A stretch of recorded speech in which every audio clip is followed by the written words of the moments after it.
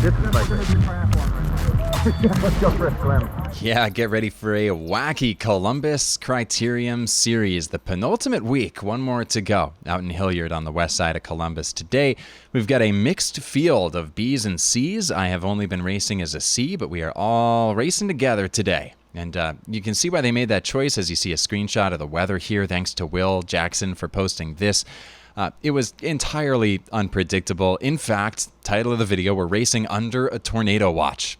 First time for everything, but wind wasn't a super big issue, but it did lead to a couple interesting things before the race, one of which was mentally preparing for the same crit as usual, 20 laps, like 15 minutes, and then the race the organizer gets up there and says this.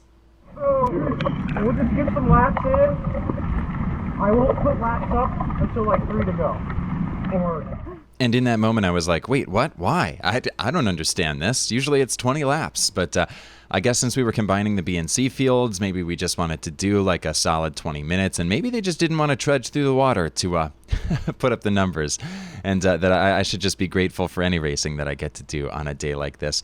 But I really wish I would have known anything about like the length of the race. And I think it did affect how we took at least the first few laps. And second thing I learned was that moves can be made before the whistle goes, as the team guys consult with Chris, who's up here in front, who's already won a couple of these. They say this.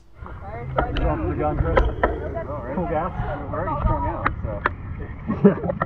I'm going to sound very foolish and naive here, but I kind of thought they were joking. At least I was hoping they were joking, because this was us just a couple of minutes ago, just laughing and chilling, and haha, it's raining, there's a tornado, we're going to go slow here. Then they say that, and I'm like, oh, haha, you heard me laugh there, in fact, in the GoPro footage. Hammering off the bat? No way. And then the whistle. And they weren't lying. They weren't lying. We're off to a fast start today. So I'll talk through all of my feelings, but right now there's so much stuff that happens on this first lap. Chris takes off his teammate Jeff right here. I imagine that he's going to be doing some blocking. He's not going to let us through. He's going to counter every attack, that sort of thing. So I am feeling a little lazy, and I'm thinking, okay, if I could just hang here, I'm fine. If he wants to block, that's cool. If nobody attacks, oh damn, somebody attacked. So now I'm thinking, do I go? Do I not go? And what's going on over here? Quick pause for a moment. This was so funny. Just a bunch of kids splashing around in all the storm water. Many of them just finished the junior race, which was so crazy. I like how Jack here put it on Strava, that they raced in a monsoon. Really tough group of kids. I mean, there were many people in our field that backed out in those conditions, and the kids gave it their all. I thought that was really sick. Yeah, anyway, we got Chris from Team off the front. We've got John, who's just trying to close this gap here and keep us all together. And as we fast forward through a majority of the race, because it's almost 40 laps long, we don't need to watch the whole thing. But if you'd like to, for some reason, that video is in the description as well without my commentary on it. There's a lot of people passing me by, and there's a lot of me thinking, if they're B riders, I can still finish with my pride. If everybody passes me by and I finish in the middle of the pack, that's still totally fine. A dangerous thing to think if you're trying to be competitive. Well, stop here as Jeff passes by on the left, and I think, maybe I'll close the gap to his wheel. Nah, it's too far. I just let him go. Completely uncompetitive at this point. We'll fast forward until the next person overtakes me. And this is Chris Sminer, who winds up winning the race, going way faster than me. I wasn't ready for him to come along on the inside, so I don't close this gap either. Spoiler alert that Chris winds up winning. I don't win this one. That's not a spoiler to anybody. I would put it in the title of the description if I did win one of these one day. But I'm still pretty happy about how I finished. I won't spoil that part. But if you told me that at this point in the race, I simply wouldn't believe you. I thought they were all gone in front of us for the entire duration of the race. But here comes Kale and Jack teaming up together, and I think, okay, if they're going to go, we're falling to the middle of the pack here. I should latch on to the next person that flies by. And I was kind of hoping it would be around this corner, around the straightaway, or around the next corner, but it took a little bit longer than I was hoping for. And with the race so far strung out on a day like this, I had no hope that we would come back together. And we might not have come back together if it weren't for my savior here, Steven, who single-handedly saved me. I don't know if I would have been able to bridge on my own. They did slow down up there, but being able to hop onto his wheel and let him pace me back up to the group really was a blessing. And I still, frankly, couldn't even believe it, as he allows me to just ride his coattails all the way up to this main group of riders again. Never thought I'd see the day. It felt like I had gotten a huge second wind before I realized that at this point, I hadn't really lost my first wind, and I was pretty surprised by that. I really wish I had some heart rate data on this one, because for the majority of the ride, I felt pretty good, which is different than the races previously. I don't think I raced that much smarter or dumber than the races in the past. It's not that I've learned too much about that, but I feel like I've gotten just so much more fit by participating in these and having something to train for. Or maybe just not having a heart rate monitor didn't let me get into my head about the whole thing, to see it raise, close to its max beats per minute and say, oh, maybe I should lay off. Maybe that's my, I didn't have a number flashing in my face to tell me that I was at my limit, so I was able to maybe hammer down some more. I don't know the answer to that question, and maybe we'll find out at a race to come. Anyway, this commentary is not supposed to be about my fitness, it's about the race, so let's get back into it. We are racing in a pack, and I have some thoughts on why the pace was the way it was. You see it string out like a little bit, and then we come back together, but it didn't feel as bad as it was last week, the week before. I took last week off. Coming back to real time here to point out that somebody did call out the fact that we were coming up on lapped riders, and I just did not internalize that and tried to take the inside line. I got caught up in some traffic and then had to burn a match to pick back up with the group.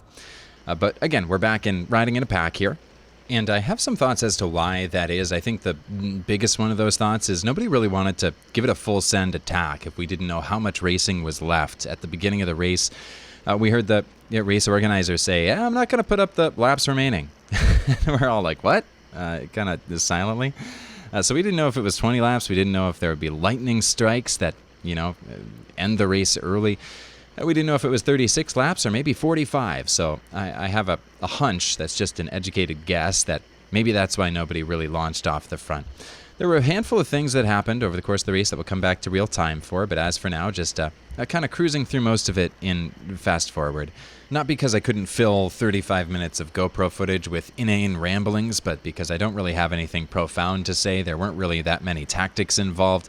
If you can pick up on it in a couple of frames, going at this speed, one of the Lady Nar shredders and I kind of fight for a wheel every now and then, which was a lot of fun to kind of work on and practice. But that's really what it felt like, was a lot of, fast-paced, kind of, I think a little bit slower than usual on many of these laps, just given the weather and given everybody kind of wanting to take things a little more carefully. And just getting that pack riding in until at least we see that we have 3 laps to go. And that won't come on lap 17 like it usually would. Instead, it'll come on lap 33. It'll actually come a little bit sooner when he puts up 7 laps to go. But really the only things going through my head as we raced were staying in this front group of riders, which didn't feel too hard to accomplish, and try to spit out all the grime and all the gravel that had been kicked off into my mouth. I wish there were a better way to avoid that in conditions such as these. Also protecting my wheel, which I didn't do for a short section there. And generally just trying to stick to the wheel of this guy in front of me and generally have some fun. So as we come up on what would have been the final lap of the race, I'm still feeling really good. I don't know if that has anything to do with the pace of the actual ride itself, the fact that we're all just kind of blobbed up in here and we haven't really had to do any intervals to close people down. Or maybe it was something a little bit more mental, as I'll get to a comment on the endurance aspect of it in a couple laps' time. But first, as we come around to approach lap 22, snap it back into real time, because this guy whose wheel I've been sucking the entire time really puts the hammer down and spreads things out. And I look for the next wheel, and they don't look to be hammering down as hard as they are. And I think, uh-oh, here comes the real break. So I hop over to the left-hand side, nothing doing. And this is when, I think on lap 22 of what would usually be 20, this is when my heart really starts to pound and I go, okay, now here's where the race starts. We still haven't seen a number of final laps that are still to come, but I knew that even if he threw up a number that said like, hey, there's 3 laps left, I didn't want there to be that significant of a gap out in front of us.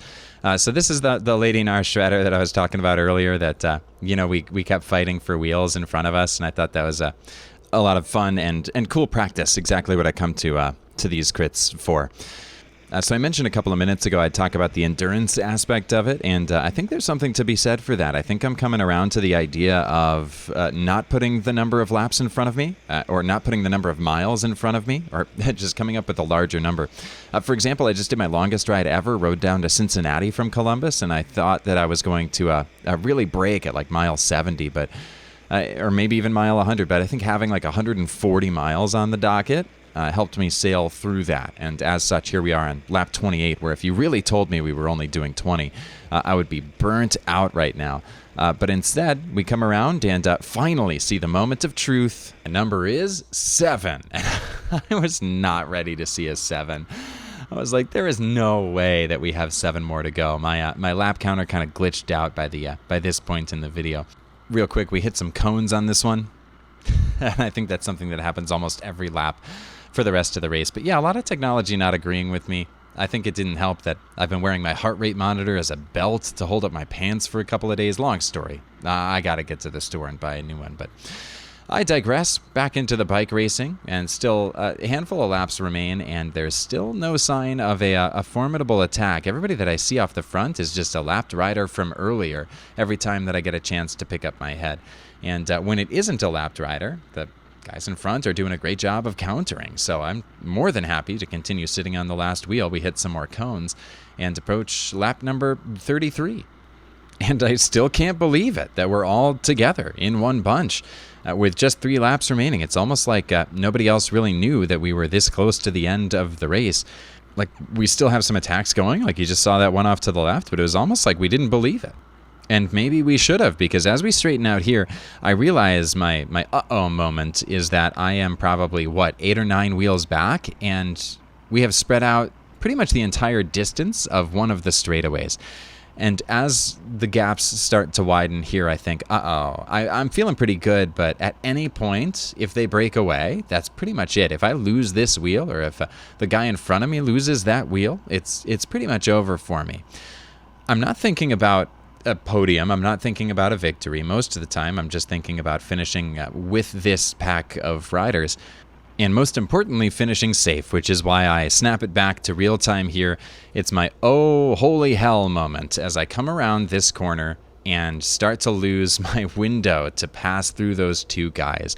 In fact, we've done enough fast forwarding. We might as well do a little bit of slow-mo. We hit a couple of cones. My eyes drift down.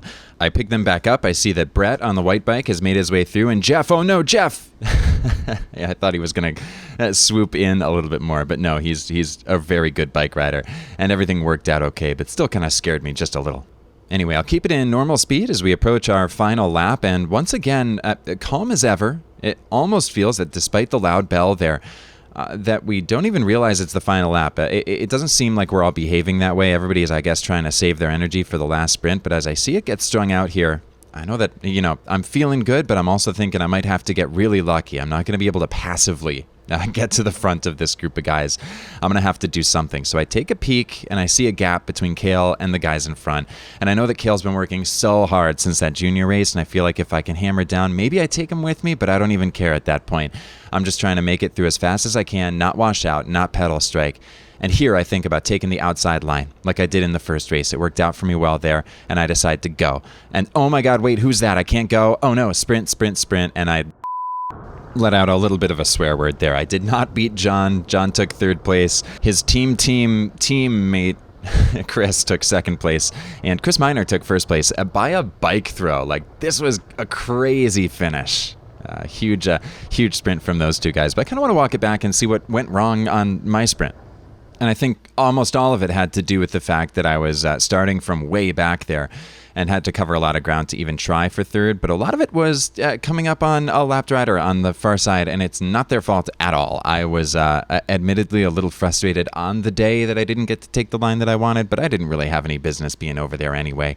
And I guess I should have been aware of that. And more importantly, I should have seen it here. I should have seen that there was a rider up there and that was going to be an issue, as if there were 4 people in front of me and not 3. But again, I can't be upset. I had a ton of fun, and everybody was doing exactly what they were supposed to in that situation. The lap rider was staying all the way off to the right, and yeah, even if I were to get frustrated by it, I did the exact same thing in their shoes at the Tour de Grandview a couple of days from then. So that video will be up right here, or you can find the link in the description as well if you want to see my my colossal up at the Tour de Grandview after the race was done. That was pretty fun. Until then, we'll talk to you next week with more footage from the next Columbus Criterium.